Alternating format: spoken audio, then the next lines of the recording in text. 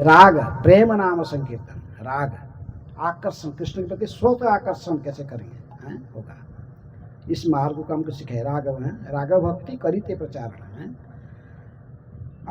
तो जुग धर्म करिते प्रवर्तन, जुग धर्म हरिनाम संकीर्तन को प्रवर्तन किए। राग भक्ति हमको सिखाए। जीवन का लक्ष्य क्या कहे, मुख्य नहीं है। चैतन्य महाप्रभु के जीवन का लक्ष्य है कृष्ण को प्रेम करना है।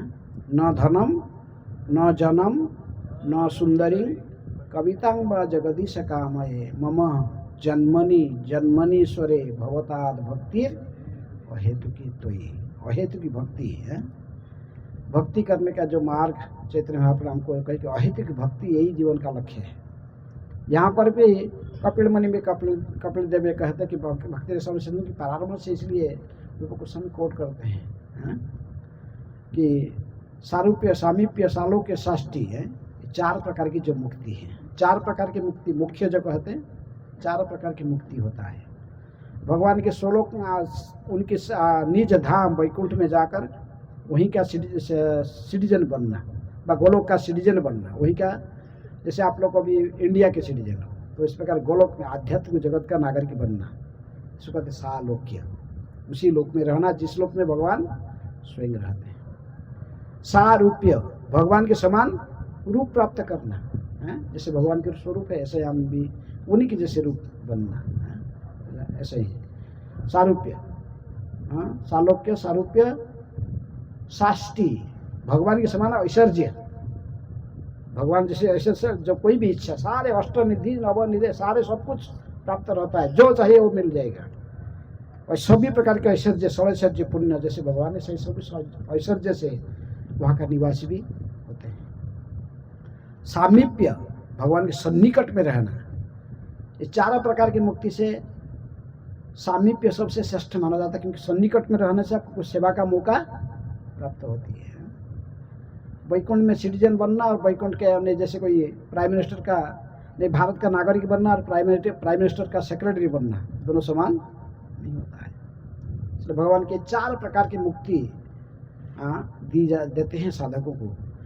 लेकिन फिर भी कपिल देव कहते जो भक्त होता है, कहते कि नहीं, दीयमानंग न गृह्णाति बिना मत सेवनंग जना। ये 4 प्रकार की मुक्ति देने पर भी मेरा सेवा के बिना भक्त किसको भी स्वीकार नहीं करता है, नहीं चाहिए।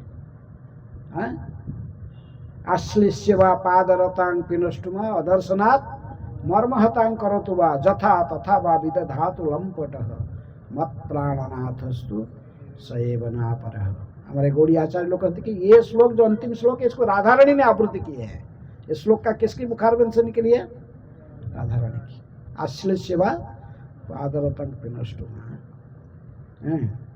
अदर्शनात् मर्माहतांग करोतु वा। मुझे दर्शन नहीं देकर मुझे मर्माहत करने पर भी है,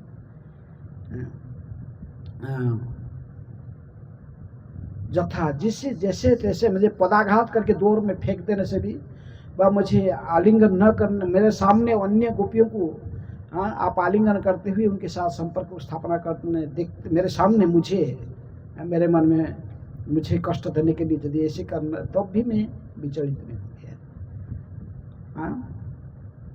किसी भी रूप में, किसी भी समय में आप मुझे जितनी भी निर्यात करोगे, निर्यातना दोगे, तो अभी भी आप ही मेरे एकमात्र प्राणनाथ हो। आपके अलावा दूसरे कोई मेरे प्राणनाथ नहीं है। ये जो भावना, स्वतः आकर्षण कृष्ण के प्रति, किसी भी स्थिति में कृष्ण को प्रेम करना भावना, तो इसको सीखना, इसको सिखाने के लिए चैतन्य महाप्रभु ने स्वयं आचरण करके सिखाए। विशेष रूप में जब भी उन्होंने अंतिम लीला में अन्य जो जगन्नाथपुरी में रहे तो उस समय विशेष रूप में इसे, यानी गंभीर लीला, इसलिए बहुत गुह्य लीला है। राधा भाव को अंगीकार करके कैसे वो आस्वादन करते थे उसको। तो इसलिए ये चैतन्य महाप्रभु के आविर्भाव के, ये भी जो राग भक्ति करिते प्रचारण, युग धर्म हरिनाम संकीर्तन का प्रचार करना, राग भक्ति के प्रदान को प्रदान करना, राधा रानी के भाव को आस्वादन करना, ये सब क्या, जैसे कहा गया 3 कारण था कि गुह्य कारण राधा के प्रणय माधुरी कैसा है, राधा जो मुझे प्रेम करती, मेरा स्वयं का मधुरिमा कैसा है, और मुझे प्रेम करके, मुझे आलिंगन करके राधा रानी कौन सा सुख अनुभव करती है, इसको समझने के लिए गौरांग स्वयं कृष्ण गौरांग के रूप में है, भगवान स्वयं भक्त के रूप में अवतीर्ण हुए हैं। लेकिन ये सब होते हुए भी ये धरा पर जो कैसे अवतीर्ण हुए, इसका भी एक कारण कृष्णदास कविराज गोस्वामी कहते कि अद्वैताचार्य आह्वान। किसका आह्वान? अद्वैताचार्य। जब ये कलिहत मनुष्य की दुख देखकर अद्वैताचार्य को सहन नहीं होता है। सर्वत्र लोग दुखी है, सभी प्रकार की दुख निर्यातना में रहते हुए भी कोई भी भगवान की भक्ति नहीं कर रहा है। संसार की स्थिति को देखकर उन्होंने भगवान को अवतीर्ण करने के लिए हुंकार करते हुए सालग्राम और तुलसी चढ़ाकर सालग्राम के ऊपर गंगा जल के साथ अभिषेक करके प्रार्थना करने लगे। उनके साथ में अवश्य उनके संकीर्तन में शिवास ठाकुर भी इनको मदद करते थे।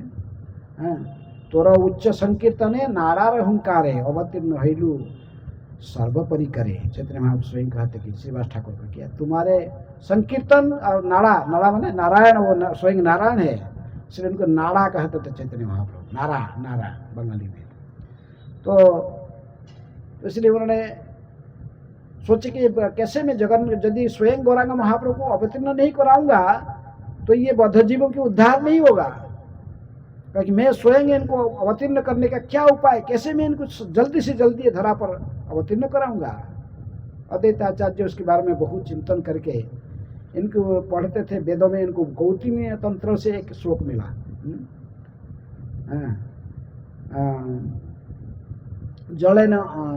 जलेन चुलुकेन वा विक्रीड्यन्तः तदा तुलसी दलमात्रेण जलेन चुलुकेन वा विक्रीड्यन्ते तदात्मानं भक्तभ्य भक्तवत्सल। यदि कोई गंगा जल के साथ तुलसी दल मिश्रित करके है, यदि भगवान को यदि अर्पण करता है, तुलसी दल मात्रेण जलेन चुलुकेन वा, एक खाली जल और तुलसी के अर्पण करता है, उसी से भगवान इतनी प्रसन्न हो जाते कि उस व्यक्ति के ऋणी सोचते अब मैं इसका ऋणी बन गया हूँ। फिर उस भक्त का मन में जो भी इच्छा होता है सारे इच्छा को भगवान पूर्ण कर देते। भक्तवत्सल भगवान हरि पूर्ण कर देते। तो जिन्होंने वो श्लोक को देखा तो अद्वैताचार्य प्रत्येक दिन जाकर गंगा किनारे सालग्राम शिला को रखकर गंगा जल में उनको अभिषेक करते थे और उनको चंदन तुलसी चढ़ाते थे। चढ़ाकर जोर से हुंकार करते थे, गौरांग।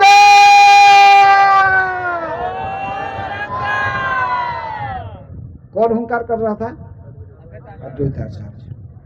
इसी इनकी उच्च हुंकार इसे जो बुलाते थे गौरांग महाप्रभु को, तो कहते ये भी एक कारण है, स्वयं महाविष्णु।